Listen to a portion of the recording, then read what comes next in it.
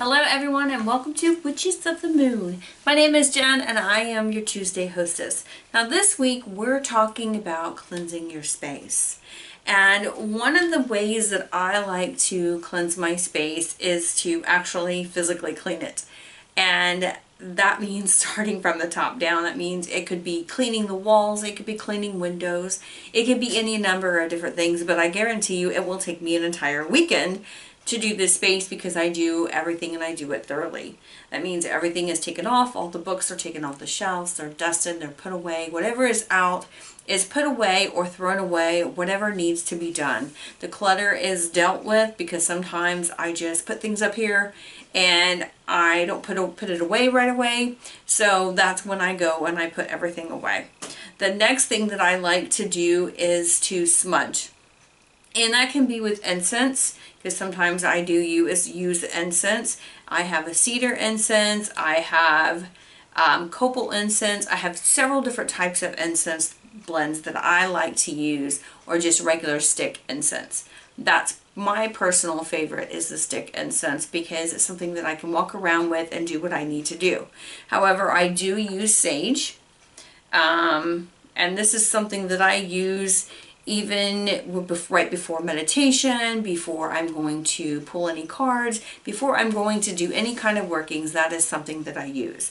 The other thing that I use is the Palo Santos, and it has such a great smell. I mean, I use this too. This has lasted me like forever. And so that's two of the things that I use. These are the feathers that I like to use with it. This is actually a crow feather, which I actually purchased.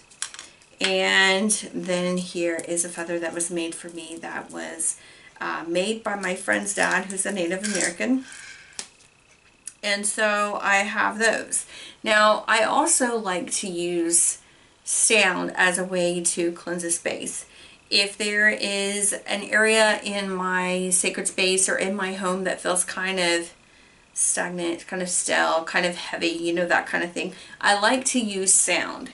And one of the ways that I like to use sound is with maracas. Now you can make your own maracas or rattles, whatever you wish to call them, simply by getting a gourd, drying it out, or any other type of material, and just adding, you know, pieces of corn or whatever you want to it.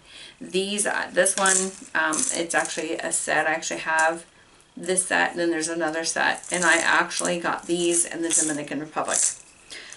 So I do use those. Another thing that I like to use is my drum. And again, I will use that wherever I feel that the energy is really heavy and it needs to be broken up. Another thing that I like to use, and this I use even when I'm traveling, is this smudge spray. And it's small enough that I can put it in my bag as a carry-on. Because as you know, if you fly anywhere and you carry on, you know all of your products, your liquids have to be 3 ounces or less. So, and it all has to fit into one little bag. So I do trouble with that. But another great thing, if you don't have on hand a smudge spray like this, you can actually take an empty little spray bottle that is really small, and you can put water in it and add lavender essential oil inside of that and use that as a cleansing spray as well. That is something that I always suggest to parents who have children, so that when they're feeling like they need a little bit of protection or cleansing or whatever, they can do that, and it will make the room smell good, it will help them to sleep better, and the kids just feel better in general. So that is something that, some of the things that I like to use. I also use my little singing bowl right before I do any kind of workings. After I do my smudging, my cleansing, and lighting incense and lighting candles, I will actually use that too. So when it comes to candles, I like to use white candles. Not for any other reason, it's just that they're easier to come by, especially the little tea lights. When I am at an investigation, because I am a paranormal investigator, I do get asked to do cleansings a lot. So one of the things that I always have on hand is white tea lights. And so I do like to light those to bring in a lightness to the rooms, the house, you know, whatever it might be that I'm cleansing. And as I'm going through and doing my little routine for that. And so that's kind of what I like to do. Now, there is something else that you can do when you're cleansing your home or cleansing your rooms, and it's something else that I always suggest to people that they can do in their own house.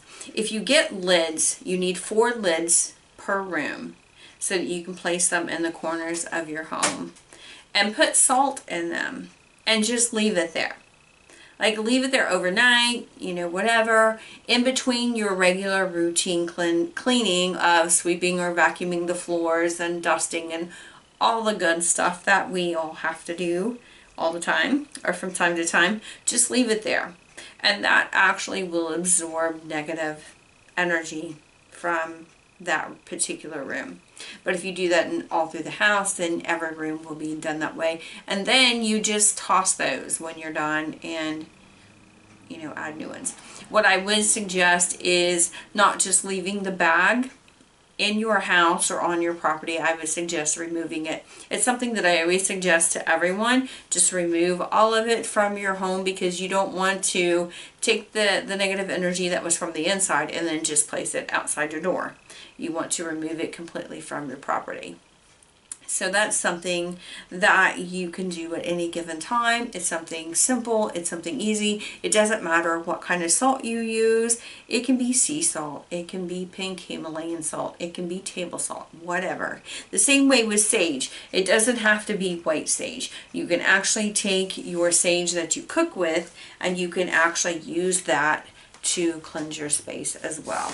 There's a number of other different things that you can use. You can use rosemary, you can use mugwort. I mean, whatever you feel drawn to, just use that to cleanse your space. So what are some of the reasons why we would need to cleanse our space? Well, in my case, as I said, I'm a paranormal investigator, so I have a lot of spirits that visit me, especially right before we go to an investigation. We seem to have a lot more activity in our home. There seems to be a lot more spirits who like to come and visit. So that's one of the reasons why I need to cleanse my house and cleanse my space pretty regularly.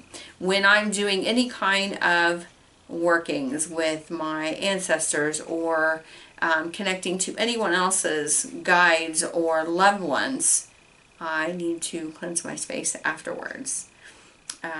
Spirits tend to linger around at my house and I need them to go at times. So that's another reason. But some other things that you might, you know, even if you're not someone who reads tarot or you speak to those on the other side or whatever it might be, you may not even be a paranormal investigator, but there are other reasons why you should cleanse your space. That can be from negative energy, and that can be simply from someone in your house or someone who comes to your house that may be sick. They may be in a really bad mood. You may have had an argument with somebody at work, or somebody else had an argument with somebody in your household, whatever the case may be. All of that is energy that is kind of negative. Going places and being around other people at any given time. You know, somebody else may be sick, somebody else may be in a bad mood. If you're empathic, then you know you're absorbing other people's energies and you're bringing it into your space. And one of the ways that you can kind of help with that is to cleanse your space regularly. You can also cleanse your own energy regularly as you are doing a cleansing, which is something that I always tend to do as well. Not just cleanse my space, but also to make sure that I'm cleansed and protected and everything else, which is something I need to do every single day when it comes to protection and making sure that I'm not absorbing everybody else's crap. So there's that. But that, that's really what negative energy is. And, sometimes when before you move, well, not sometimes, but before you move into a house, you may want to cleanse your space or have someone to come in and cleanse your space, do a blessing of some sort. Inside and outside as well. You can walk the property, and anywhere that you feel there's negative energy, you can do some drumming. Again, you can use maracas or any kind of rattle, something that makes sound, something that's going to break up the energy, the stagnant energy, the negative energy that's there. So water is another great thing that you can use. Obviously, we use it when we sweep and mop our floors. There are floor washes that you can create yourself, and that will cleanse the floor. There's many different, in the same way with your furniture, there's other things that you can use for that as well. The same way outside, after you do a if you want to do a smudging, or you're using the drum or whatever it is outside, you can actually place salt around the perimeters of your property, or place in each corner, different things for protection. So there's a number of different ways. I know that goes into protection and not just cleansing, but to me they kind of go hand in hand. So that's really what I have on the topic of cleansing my space and why I cleanse my space. And I do this, I guess I should talk about how often I do this. Like I said, when I'm doing workings, it's every single time. If I'm really just if I'm going to do a thorough cleansing of my home, then it's going to be not just physically cleaning. I mean, physically cleaning, I do that like all the time. That's just a given. But if I'm going to smudge my house and everything else, I do that at least once a month. Or if we've had a lot of investigations, then I will do that quite often.